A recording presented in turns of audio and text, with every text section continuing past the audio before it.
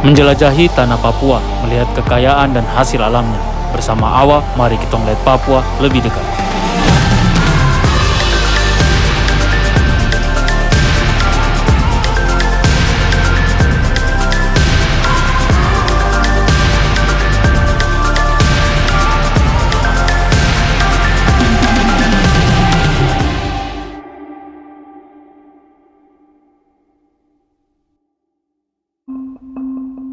Yo, berjumpa lagi dengan Kitong Awa. Perjalanan kali ini, Awa berada di Kabupaten Jayapura. Pertama, Kitong akan mengunjungi Telaga Mfote. Kemudian, Kitong akan melanjutkan perjalanan untuk melihat keindahan Kali Jayapuri. Selanjutnya, Kitong akan menelusuri sungai yang berada di tengah hutan dengan menggunakan perahu menuju ke sebuah telaga. Inilah 3 tempat yang akan Kitong kunjungi dalam perjalanan kali ini. So, let's go!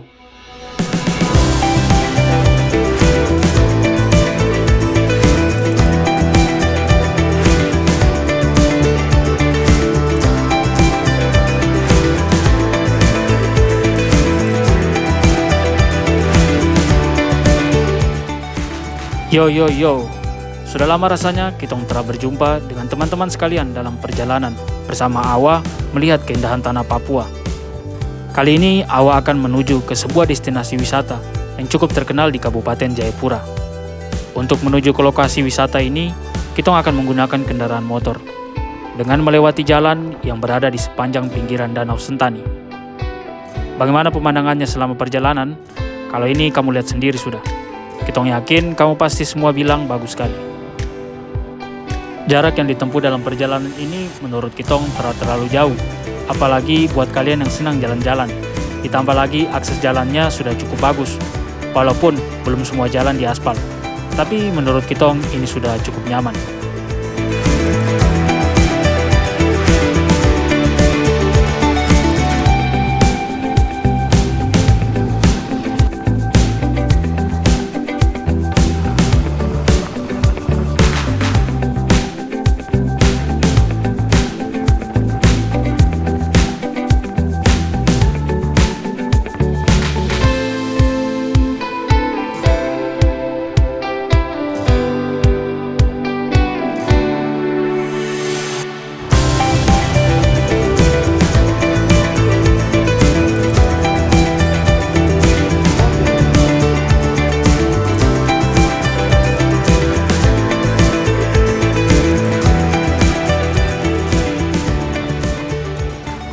Akhirnya kurang lebih 1 jam perjalanan dengan cuaca yang cerah di bawah panas terik sinar matahari, Kitong pun tiba ke tempat tujuan yang pertama. Inilah Telaga Mfote atau Danau Love.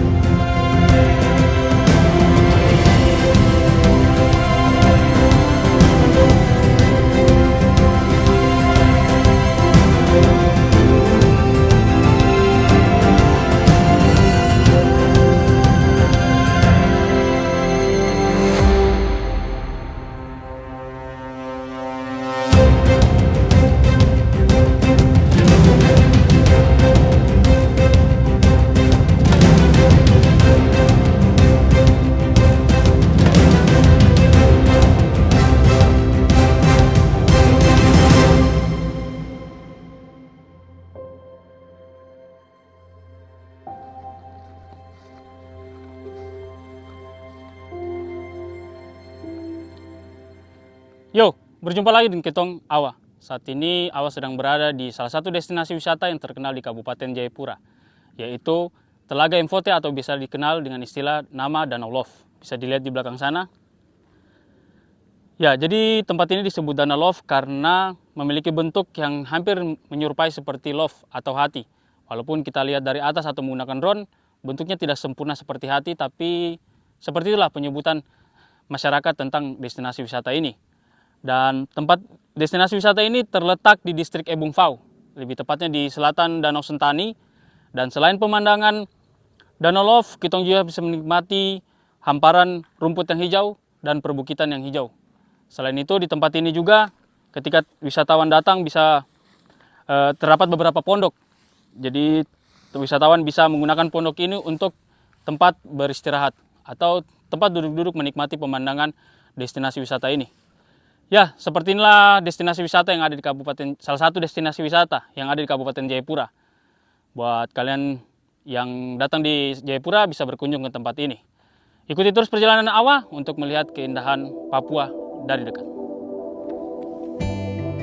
Setelah menikmati keindahan yang ada di Telaga Mfote, kita pun akan menuju ke destinasi wisata yang kedua. Tadi kita sudah sempat melewati ketika menuju ke Telaga Mfote.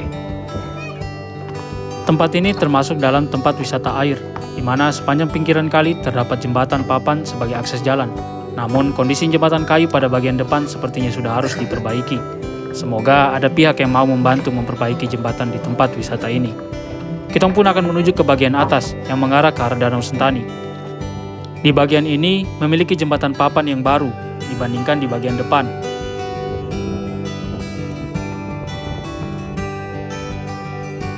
Selain jembatan kayu di atas kali, di tempat ini ada hal yang tidak kalah menarik, yaitu sebuah menara yang terdiri atas 5 lantai yang terbuat dari kayu.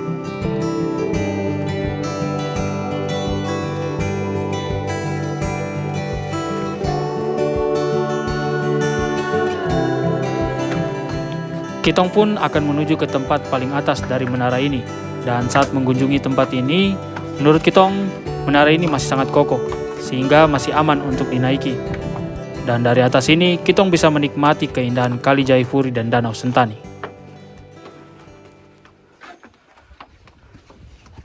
Inilah keindahan wisata yang ada di Kampung Yokiwa, Kali Jayapuri.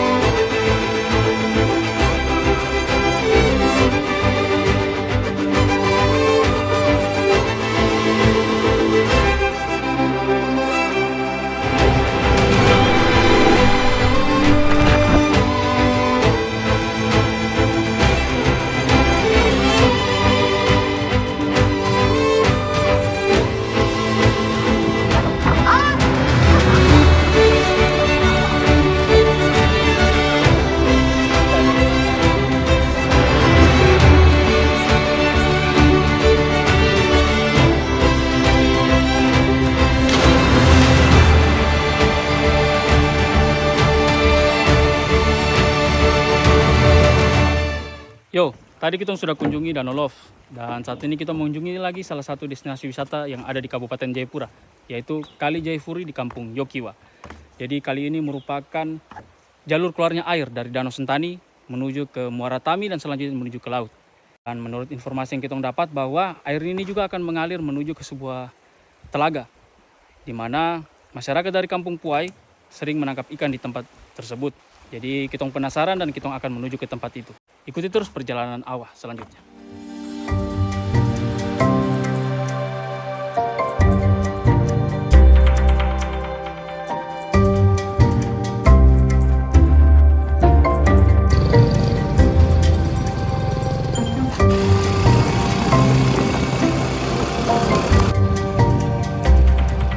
Perjalanan Awa kali ini bukan menuju ke tempat wisata, melainkan tempat masyarakat sering mencari hasil alam.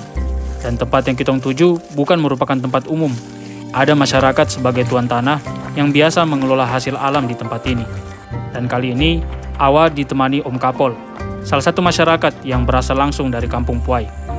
Beliau memiliki kebun di tempat ini dan juga sering masuk ke telaga untuk mencari ikan. Jadi, kitong akan mengikuti beliau dan melihat seperti apa telaga yang ada di dalam hutan dan bagaimana Om Kapol memanen ikan.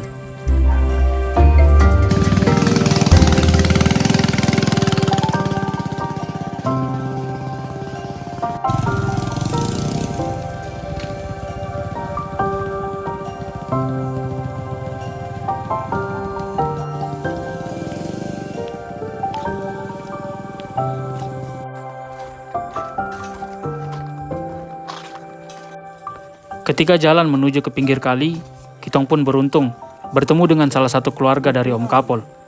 Beliau baru habis memanen ikan dari telaga. Seperti inilah hasil tangkapan ikan dari telaga tersebut. Coba, mujair saja. Itu bukan 120 lagi. Bukan itu Om. Ini angkat saya yang kayu-kayu. Coba angkat deh. Yang kayu. Angkat yang kayu baru rasa. Itu baru 7, 10. Coba di sini, saling angkat. Kalau di bahu baru ambil gambar. Kalau di bahu.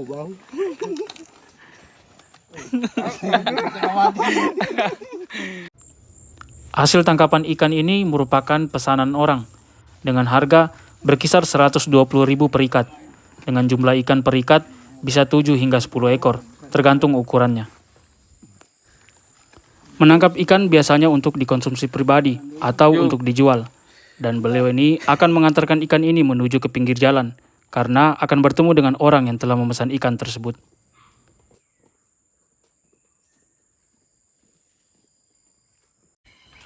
Kitong pun melanjutkan perjalanan dan akhirnya kitong sampai ke pinggir kali.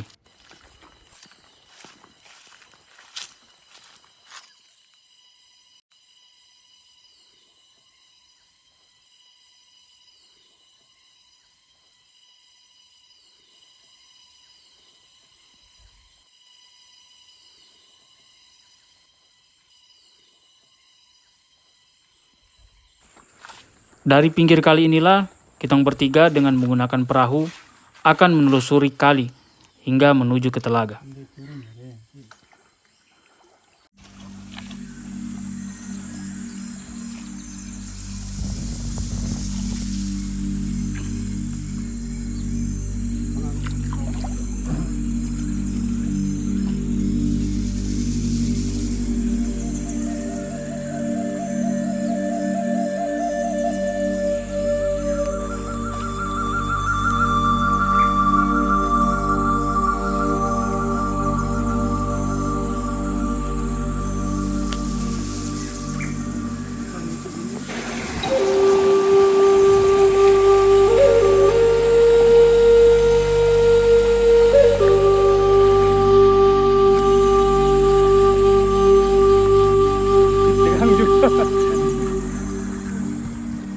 Hutan bagi masyarakat Papua bukan hanya sekedar kawasan hijau yang ada di dalam peta, melainkan memiliki makna lain bagi masyarakat Papua.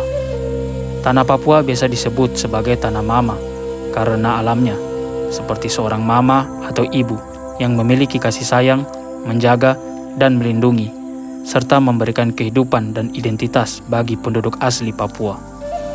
Alam layaknya supermarket alami, tempat masyarakat memenuhi kebutuhan sehari-hari. Selain itu juga memiliki nilai spiritual dan budaya yang tinggi. Banyak tradisi dan ritual yang terikat erat dengan hutan. Sungai-sungai mengalir menyusuri lembah melewati rimba, menebar kehidupan di setiap aliran airnya, di mana bumi masih bernafas dengan lega. Masyarakat Papua telah hidup berdampingan dengan alam sejak lama, namun tentu tidak bisa dipungkiri lagi adanya gangguan dari luar dengan janji-janji dan cerita tipu daya berkedok investasi, melainkan hanya ingin menggeruk hasil alam dan merusak hutan.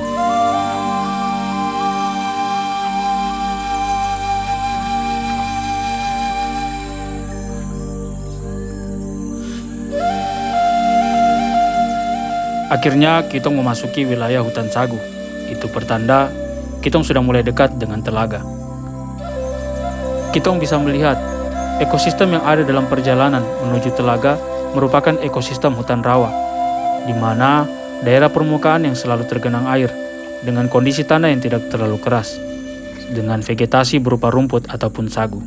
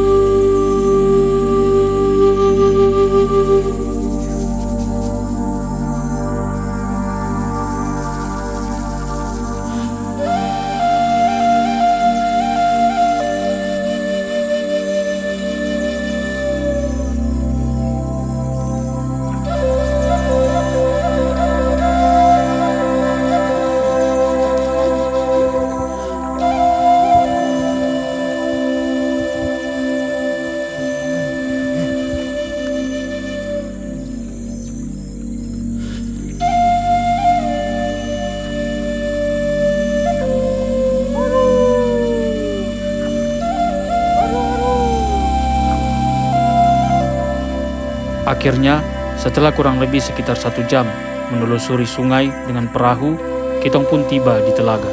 Dengan pemandangan hamparan permukaan air telaga yang sangat luas dan tenang, dengan hutan yang hijau di sepanjang pinggiran telaga.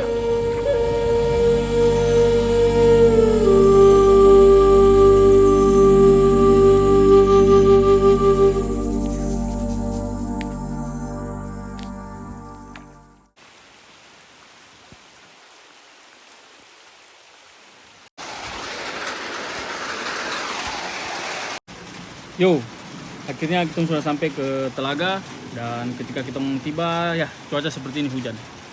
Ya bersyukur bukan dalam perjalanan tadi hujan turun, karena kalau dalam perjalanan mungkin sekarang kita sudah basah kuyup karena kita menggunakan perahu. Mantap.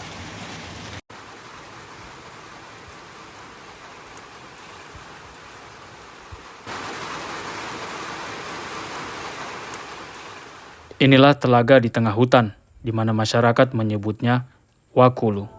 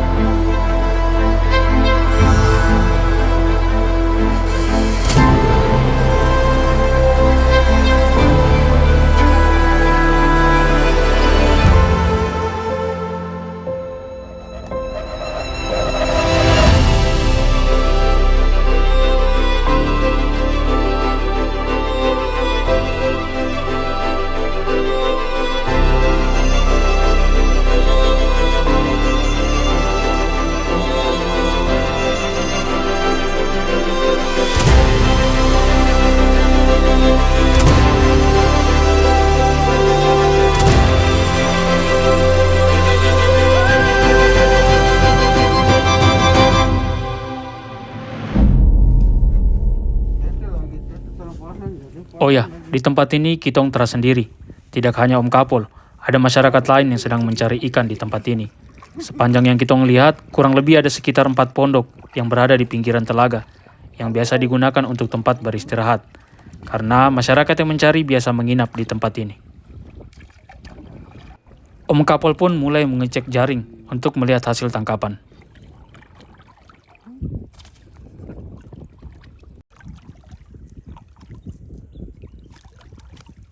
Kaki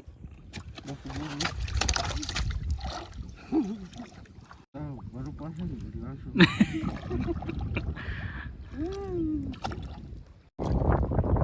setiap 2 jam nih, 2 jam taruh, 2 jam cek lagi. Biasanya setelah memasang perangkap jaring, Om Kapol akan mengecek setiap 2 jam apakah ada ikan yang ditangkap.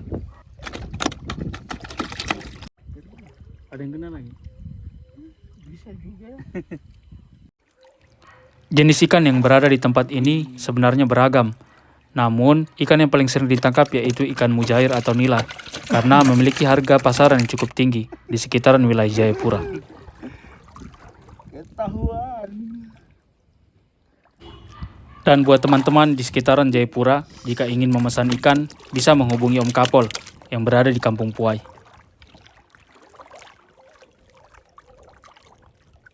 Model begini.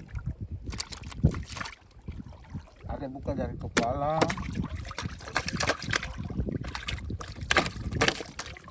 Jadi- 10 meter. Jadi jaring itu 50 meter, 20 meter gitu. Ya, 50 meter.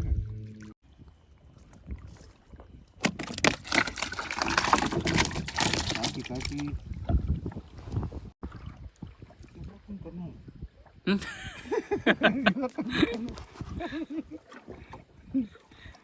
Periksa depan, belakang kena. Kenapa ini?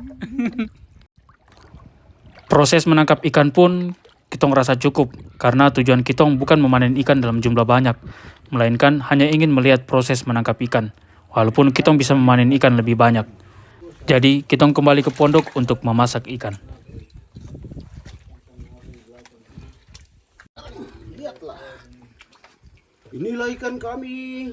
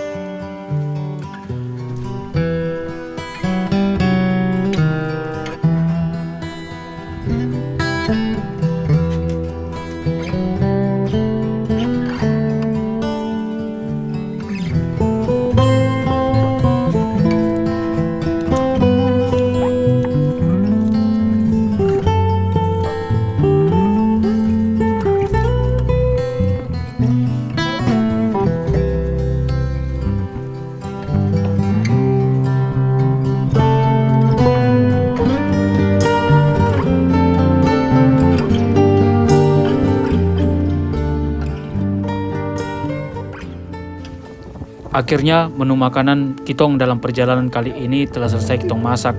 Pepes ikan mujair bersama dengan papeda bungkus. Ya, kasih masuk.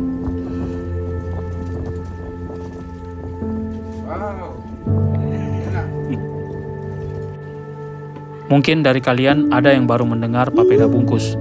Ya, inilah salah satu makanan tradisional dari wilayah Papua.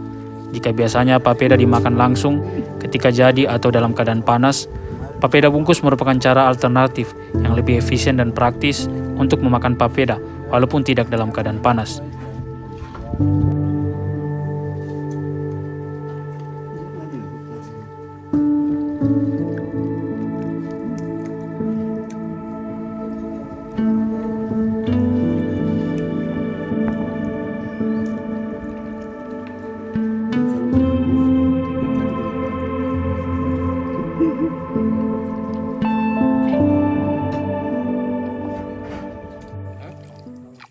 Kelawar juga ketemu periksa. Hari pun sudah mulai sore dan Kitong akan bergegas balik sebelum matahari jatuh di ufuk barat. Sebelum itu, Om Kapol menyempatkan memeriksa jaring yang ada di pinggiran telaga. Dan Kitong melanjutkan perjalanan.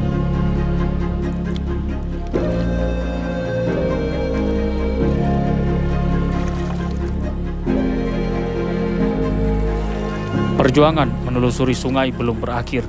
Jika pergi, Kitong mengikuti arus sungai, maka pulang Kitong harus mendayung perahu melawan arus sungai. Sehingga dibutuhkan waktu yang lebih lama untuk pulang.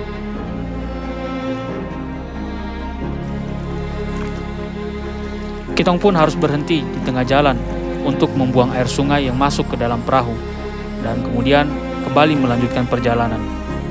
Karena arus sungai yang sudah terlalu deras dan tidak memungkinkan untuk melanjutkan perjalanan, Kitong pun memutuskan untuk berhenti dan melanjutkan perjalanan dengan berjalan kaki sepanjang pinggiran sungai.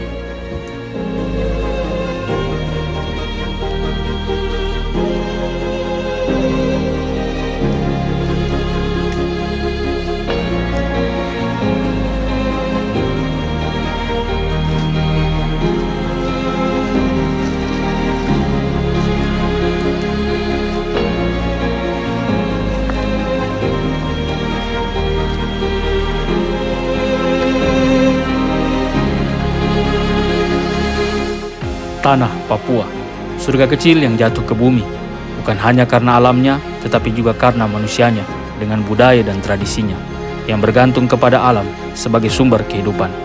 Tanah dengan banyak pesonanya, namun tentu dengan banyak tantangan yang harus dihadapi. Hutan yang luas bukan berarti lahan kosong, ada manusia yang hidup dan selalu menjaganya. Jangan rusak yang telah baik, tetapi perbaiki apa yang telah rusak. Inilah perjalanan melihat dan mengenal keindahan tanah Papua dengan mengenal Kitong tahu apa yang harus dijaga. Sampai di sini perjalanan awal kali ini, sampai berjumpa di perjalanan selanjutnya. Dah kamu semua.